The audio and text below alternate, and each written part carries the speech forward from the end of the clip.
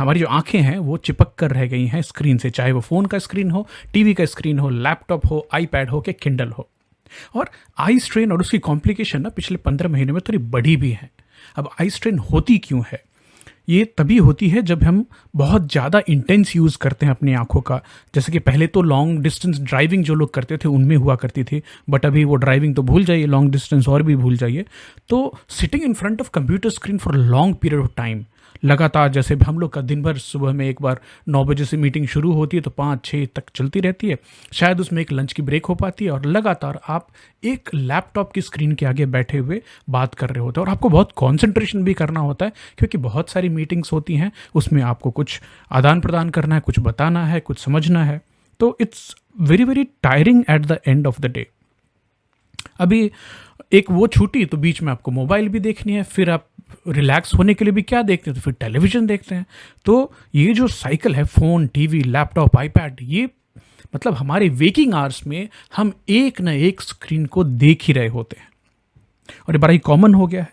अब कुछ साइन और सिम्पटम्स हैं क्या जो कि आई स्ट्रेन आपको है कि नहीं, आप इसको पहचान पाएँ? तो आँखों में सूजन सी होना, थकान होना, बर्निंग और इचिंग सेंसेशन, खुजली भी होना, वाटरी और ड्राई आइज़, कुछ लोगों को या तो आँखें सूख जाती हैं या फिर बहुत ज़्यादा वाटरी हो जाती हैं, धुंधला दिखाई देना या डबल विज़न होना, हेडेक होना, गर्दन के आसपास और बैक में, शोल्डर्स में दर्द होना, एक तनाव सा महसूस करना, आँखों में चिलमिलाहट होना जो कि सेंसिटिविटी टू ब्राइट लाइट है वो देखी जाती है, डिफ़िकल्टी इन कंसंट्रेशन, ये भी साइंस एंड सिम्टम्स में आते हैं। और कभी कभी ये भी कि ये सेंसेशन आपको आएगी कि आप शायद अपनी आंखें खोल नहीं पाएँ, शायद बंद रखें तो ज़्यादा अच्छा है।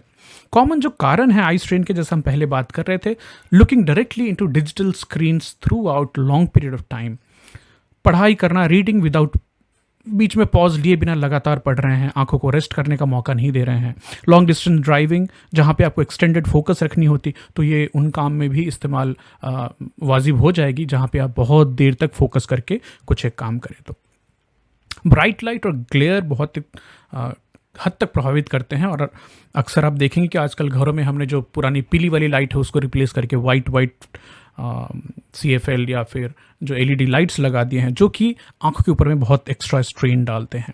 मैं इसके बारे में आगे बात करने वाला हूँ। ड्राई आइज, अनकरेक्टेड विजन, कम रोशनी में भी काम करने से, पढ़ाई करने से या फिर रहने से आपको आंखों पर ज़्यादा स्ट्रेन पड़ता है, उसकी वजह से भी आई स्ट्रेन होती है।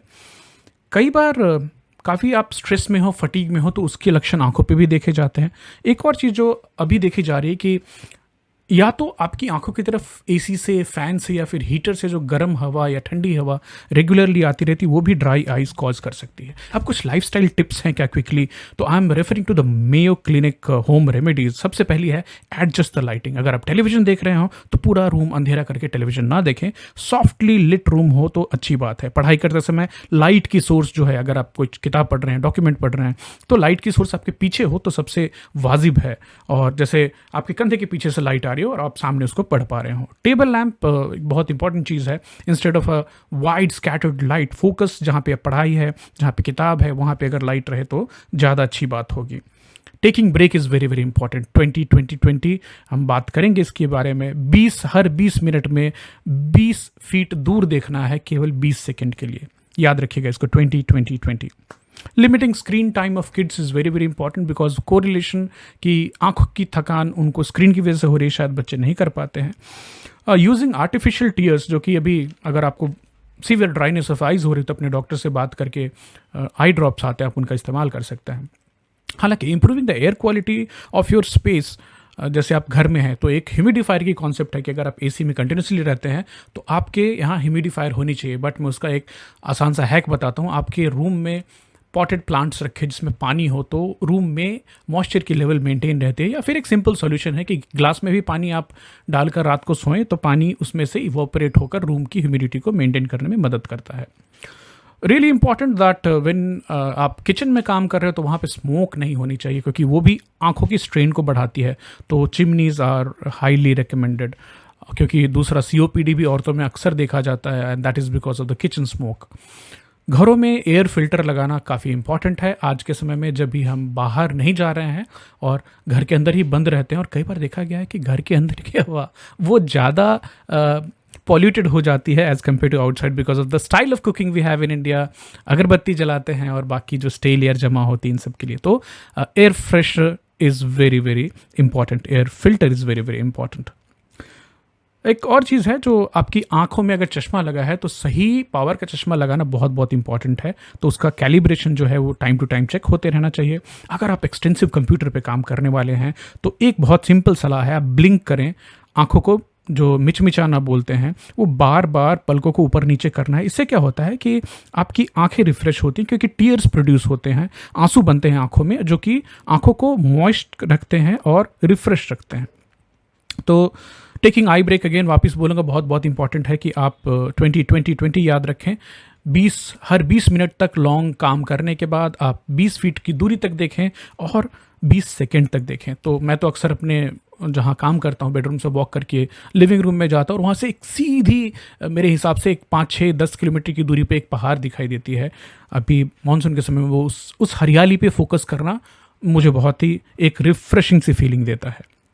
आपके जो स्क्रीन यूज़ कर रहे हैं, लैपटॉप की स्क्रीन और आईपैड या टैबलेट्स की स्क्रीन, उसकी लाइट ज़रूर चेक कीजिए, उसकी जो ग्लेयर है उसको रिड्यूस कीजिए। कुछ ग्लेयर फिल्टर्स भी आते हैं, आप उनको लगा सकते हैं। Otherwise reducing the brightness itself, contrast कम करना काफ़ी हेल्पफुल होता है।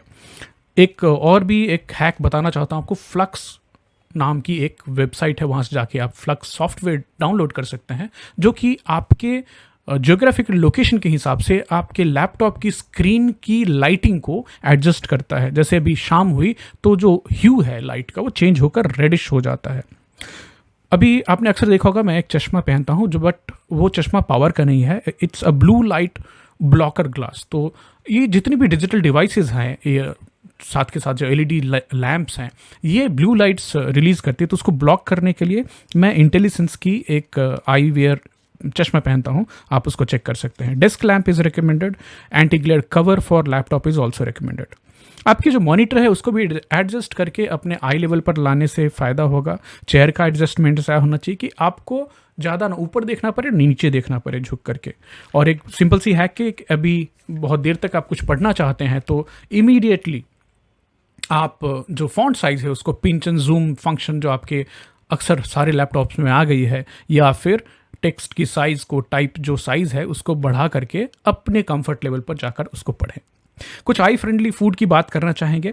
सबसे पहले हेल्दी डाइट जो है वो प्रिवेंट कर सकती है कैटरैक्ट को, एज रिलेटेड मैकुलर डिजेनरेशन को, ग्लूकोमा को, ड्राई आइज को और पुअर नाइट विजन को। तो हमें चाहिए क्या? हमें एंटीऑक्सीडेंट चाहिए आंखों के लिए। Luteins, zeaxanthins, vitamin A, C, E, beta carotene, omega 3 fatty acids and zinc.